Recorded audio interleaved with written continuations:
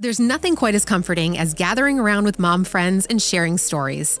Stories have a way of making us feel better, and they're great reminders that no family is perfect, and that's okay. So join us as we share some stories and laugh, learn, and grow together. It's the iMom Podcast. Welcome to this week's episode of the iMom Podcast. I'm Abby with Megan and Susan and Chloe. And Happy New Year. Hopefully you have some new goals. Maybe some of them are about food and meal planning and meal prepping and getting your family together around the table. And so that's what we want to talk about this week. Ways that moms can not only get their families to gather around the table for more meals, but also how you can tackle meal planning, because that is a big one for health and for budget and all that good stuff. You guys have probably heard this before, but study after study shows that eating together as a family has huge benefits. Some of the benefits, it leads to healthier eating habits. It prevents issues like alcohol and substance abuse, violent behavior, depression, suicidal thoughts in adolescence. There's fewer reports of being bullied, better communication skills, and higher self-esteem. And that's often because the conversations that you have with the kids at the dinner table, and then also giving them assignments like chores, cleaning the table, setting the table, that just leads to higher self-esteem. And in a 2022 survey by the American Health Association, it found that 91% of parents report that their families were significantly less stressed when they eat meals together regularly. And this doesn't have to be dinner. This could be breakfast, lunch, dinner, midnight snack. I don't know. Maybe that's when you got, if you're super busy. So that's what I want to talk about today. Family meals, meal planning.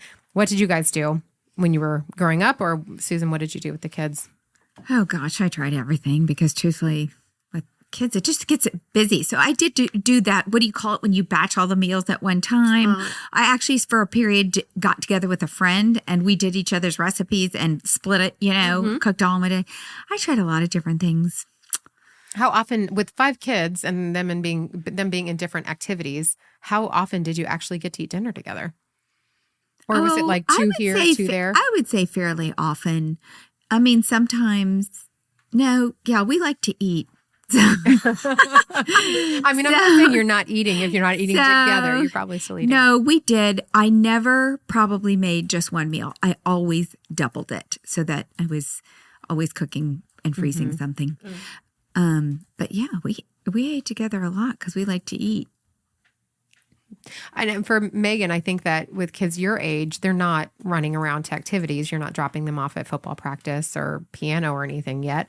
But with little ones, I think it's harder to sit together to eat because they're not still, or it can be a battle. Well, and my children, I know my husband and I eat fast. I can't decide which came first, the chicken or the egg, because my kids eat really fast. And so I feel like by the time I get the baby in his high chair and I'm cutting up his food, and then I get the other one's food in front of them, they're both done. Yeah. And I'm like, are you kidding me? I haven't even gotten either of us a plate and they're already completely done. And then it's time to get them bathed and in pajamas. And so it is really hard. We have only succeeded in it a couple times. And sometimes it'll just be me picking off whatever is left. And I barely even eat dinner because by the time I'm done with their whole routine, I'm so tired. I'm just okay, I'm done. But I think James is good in the morning. Usually he'll color while he eats breakfast. Yeah. So he's really good at conversation in the morning because he'll sit there and talk a lot in the morning. Yeah, it's just hard with the baby because he eats so fast. So when he's done, he's done. He's like, I'm going to climb out of this high chair. I am done.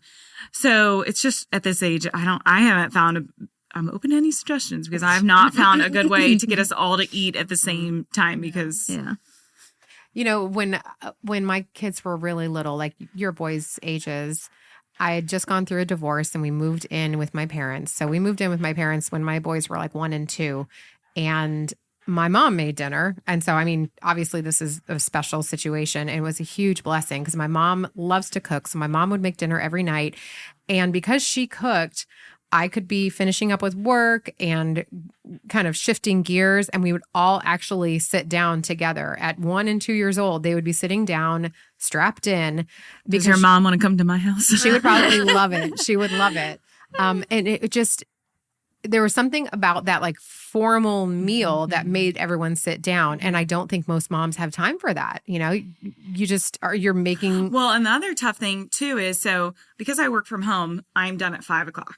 and my kids are hungry at 5 o'clock. The chance of my husband being home from work at 5 o'clock does not happen. So, he doesn't then get home usually until closer to 6. By then, like, they have eaten dinner 45 minutes ago. So it's really, Your kids are little though. Yeah. But I will say this, way more important than what you eat or what you've prepared. And we talked about this and we touched on this in an episode recently.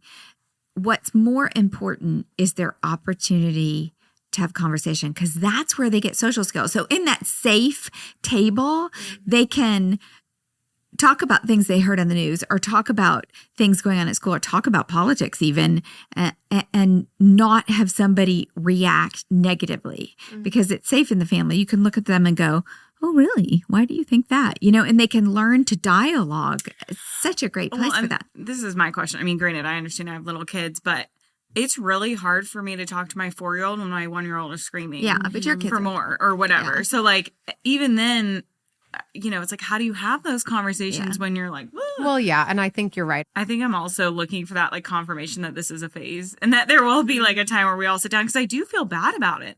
I'm like, we haven't eaten dinner as a family and forever, because it's like not possible. But I'm like, at what point do I discipline them enough that and I think that you need to have the mindset that we are eventually going to all sit down and eat. I think that sometimes if we're not kind of going into it hoping that this is eventually where it's going to be, some people are just like, well, then we'll just not eat together, and then you don't try. You're going to keep trying over and over again, and then eventually they'll all sit, everyone will sit down and be able to eat together. Because I do remember us doing it growing up, but I guess I don't really, we weren't babies. Yeah.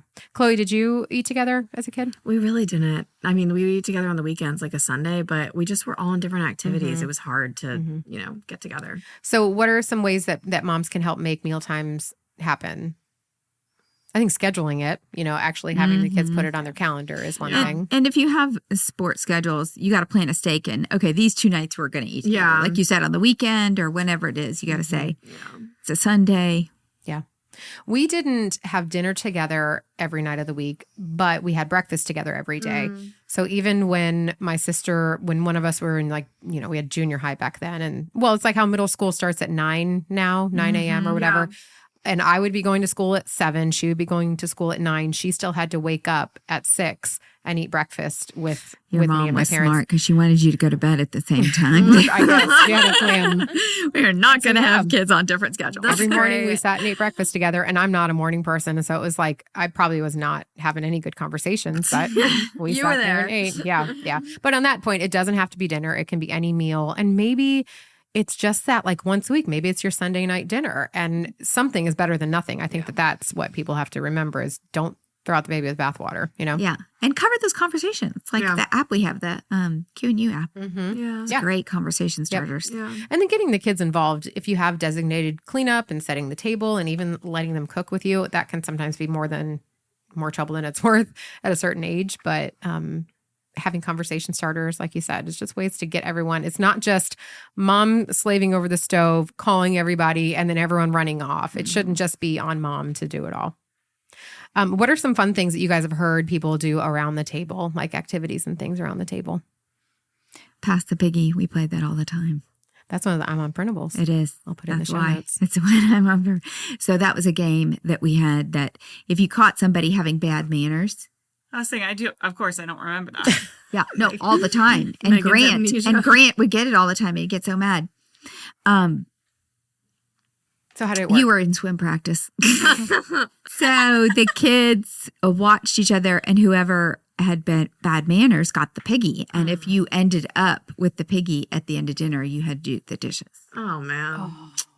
That's tough. Wow. Yeah. Tough. Apparently, I never had to do the dishes. Yeah. Never. Raising a bunch of narcs, like pointing out their siblings. No, it was often their dad. On purpose, probably. That's great. That's great. Have you guys heard of the person that gets the special plate as the guest of honor? Yeah, we had that. Yes, we did have that. I do remember. What did your guest of honor get? Like, what made them special that night? Do you remember? It was a plate. Well, yeah, but it was then usually so if they had something difficult at school that they had accomplished, or it was usually just to honor something going on in their lives. That's I'd sweet. break out the plate.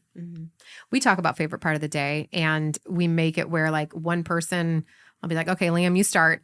And he has to ask somebody. So he says the person's name, like my mom, Gooey, what was your favorite part of the I day? love that her name is And then- Gooey. So Gooey. And then Gooey answers. Gooey butter cake. Yeah. And then Gooey passes it on. Graham, what was your favorite part of the day? And so it teaches them to wait their turn, to speak to another adult, to use someone's name. And they actually, my boys are better about doing it at restaurants than I am. Like when we go out to eat, they're the ones that usually bring it up when we're at Aw. restaurants. Yeah, it's sweet. My friend and her husband do something they call happy, crappy, and snacky. They like peaches and pits. They kind of thing. do their best part of the day, their worst part of the day, and their favorite thing they ate that day. That's amazing. I Oh, love that. Megan, that's for you. It's cute, right? Happy, crappy, and snacky. That's hilarious. I feel like I would purposely try to eat something good. Like it would be a Could be a- wreck to- Cannot wait to tell him about this. Yeah. So another one that we have on iMom is dinner conversation starters. And we have a lot of conversation starters, but these are a little bit different. It's trivia. It's a fact that then you can turn into a question. For example, I hope nobody clicked on this link because I want you guys to try to guess. What famous soft drink was introduced in March of 1886?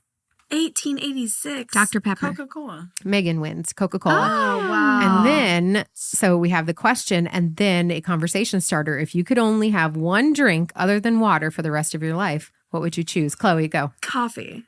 Oh, yeah, I'm with you. Like including water? I'd want that before Other water. than water. Oh, other than water. Like, For the I drink rest a of lot your water. Coffee. So see, you get the little What fun would fact. you do? Would you do coffee?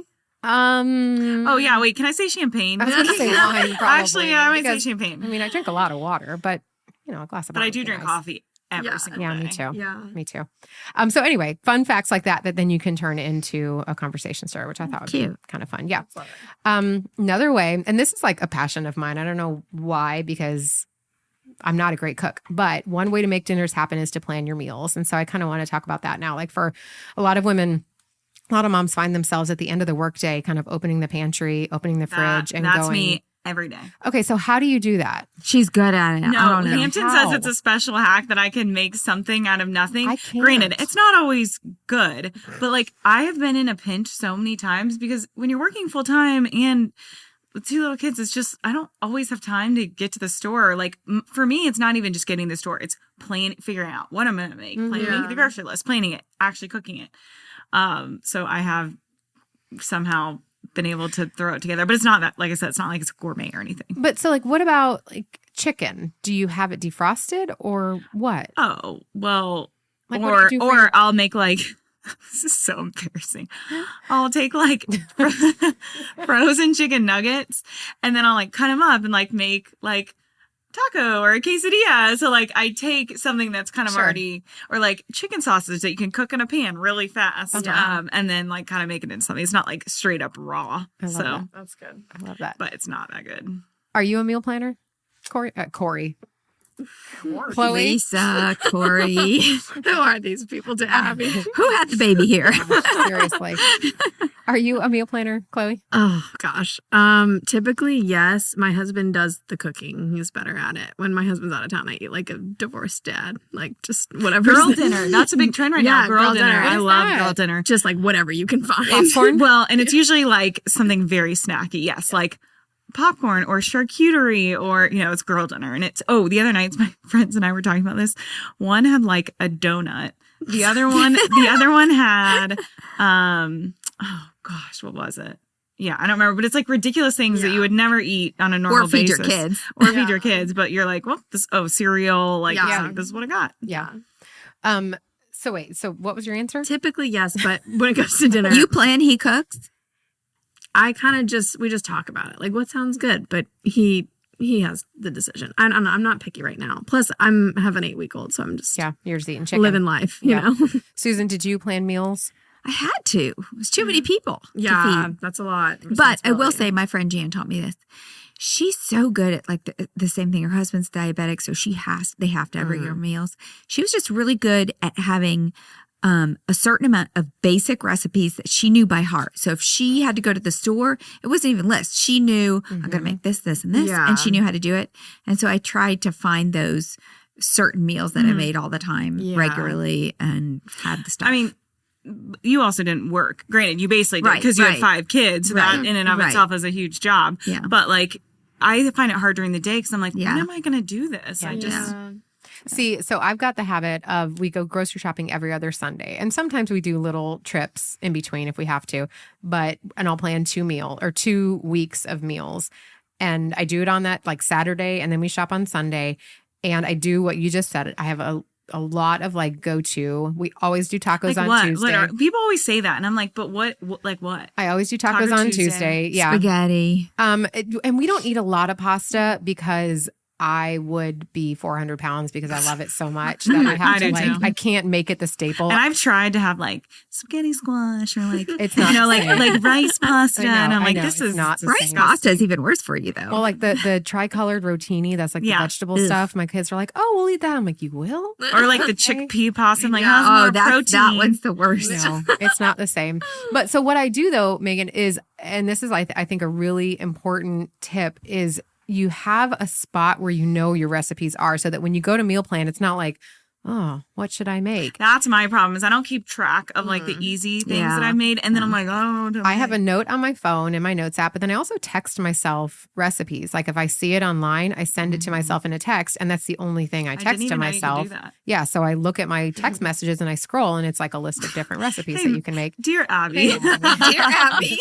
How's it going? The hard thing is today there's so many Tell me your recipes. snack, like your my mom crappy- made the same thing Yeah.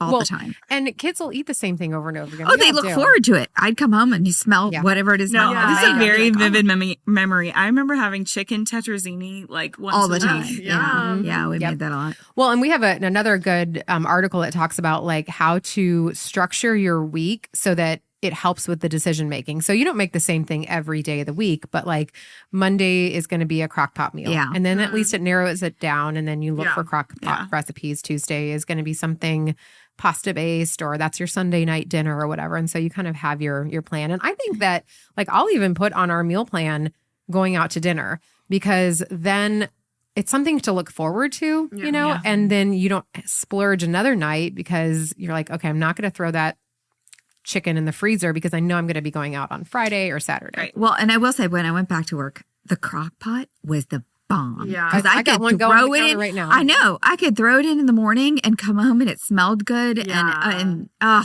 love I it. love it. I just get now. I don't know if it's because we've like Pinterest and Google, whatever. distracted I get by new very not only distracted but like overwhelmed. I'm like, well, I don't know if this is good. There's like 20 kinds of barbecue chicken. Which one? I don't know. I will say one thing that I do love, like crock pot wise, is soups. You can Oh, I do love one little different thing, and it's a little different than the time before, and that is something I love because it's almost routine, but it's a little Yeah. fun. Splash of cream or a little bit of Yeah. lemon this time, and you got Yeah. a totally different Totally thing. different soup. Well, and almost every soup is the same base. Yes. Onion, celery, carrot, Yeah. What is that sauteed. called? Doesn't that have a name, like a French name? Oh, that's the it's not a bouquet. What do you call it? That's the That's the word I'm. Herbs. Yeah. yeah. Bouillon or whatever. No. That Love the soup, three though. things have it's a Yeah. name. This Yeah. episode is Someone- sponsored by soup. And my kids love, and I'll put on the plan. I'm basically saying that I don't plan. My 2 weeks of meal planning is very little planning. We call it FFY, and it's fend for yourself. And they love it because that means that they get to grab whatever they want. And we'll try to sit down together, but usually everything doesn't come together at the same time. But they get to, Liam can make pasta because he loves pasta. Graham can the first time we did it, he put blueberries and shredded cheese in a bowl. And he's like, I can eat this for dinner. Yeah. Ew. I go for it, man. And he ate it. My favorite and go-to was breakfast for dinner. Oh, it's so yeah. easy. You always have all that stuff. Yeah. And make pancakes. Yeah. Yep. So easy. That's a good one. Yeah. And a friend of mine talking about the girl, what do they call girl meal? dinner. Girl dinner. dinner. Girl dinner. She That's the sound. can you eat hot pockets for girl You can dinner? eat Because that's what anything it you sounds like. She said that she grew up every Sunday night. Their go-to meal every single Sunday. Some families do like lasagna and like the big popcorn and apples. The For whole dinner. family Every ate Sunday. popcorn and apples for dinner. Oh my I gosh, know, I'd it's be weird. starving. I would be so too. weird. I'm like, can I get a bowl the size of my head? But that's what they did. Yeah. I know it's so weird, Odd but it's combo. Oh, I mean, like it's a fruit at least. Popcorn and M&Ms, I get. Yeah. Popcorn and apples. See, popcorn and M&Ms is irresponsible parenting. Popcorn and Oh, apples. apples justifies it. Oh, look, you have a vegetable and a fruit. Is that what she was corn, thinking? corn and apples. Yep. A little bit of salt. You're good.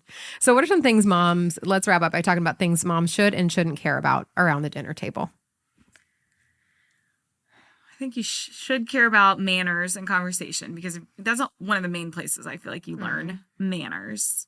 So, okay, my question on that, because I remember this struggle because my husband cares about certain manners that aren't as important to me and vice versa.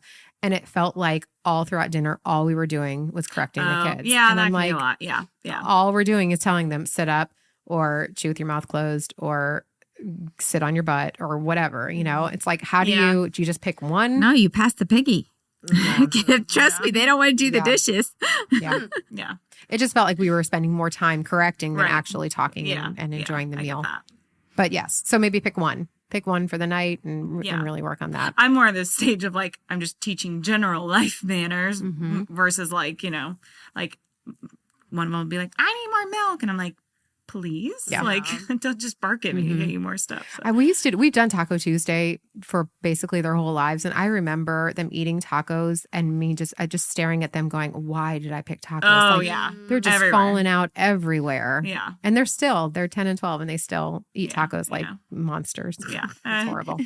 It is what it is. We don't eat until we pray, and then we don't get up from the table until everyone is done, mostly. And I'm the one that's usually done first because I eat fast. Yeah. And so Yeah. it usually is the rule that I'm like, why can't we just get done? What else? Anything else? What conversations are the important ones? What manners are the important ones? I think, because I'm thinking now, like my kids will still come over for dinner. Like if we're cooking, and usually it's Mark now. I hate to say it. I don't eat as much anymore. But the kids will text like Mark, my son Mark, he doesn't live far away, and he'll go, what do you make for dinner? And come over. So I do think making sure that there is a little laughter and, like you said, making it not so much about always instruction, because when they think about the table, like, and as they get older, they're going to want to come be Yeah. with you around the table, and holidays, birthdays, and just everydays, making sure that it is a time of sharing. It is a time of laughter. It is a time of, teasing and fun and news and all those things, because it sticks. It's sticky. Well, and it's when their minds, their hearts, and their bodies are nourished all at the same time around the table. And so you want it to be that memorable moment and that thing they want to come back to and the thing they want to do with their own families. We have so many great articles and great printables. We have a great manners printable that you can, put up on the wall right by your dining room table and remind your kids of good manners right before they sit down. And then they'll be perfect for at least the next 30 minutes, right? No. No, probably not. All right. So many great printables and articles. I'll put them in the show notes. And thanks for listening. Thanks for listening to the iMom podcast. iMom is the motherhood program of the nonprofit organization Family First. Along with our fatherhood program, All Pro Dad, we exist to help you love your family well. Subscribe to our daily email, the iMom Minute, by going to imom.com/subscribe and get tons of great ideas, insight, and inspiration. The iMom podcast is hosted by me, Abby Watts, along with Susan Merrill, Megan Tigner, and Chloe Blumenthal.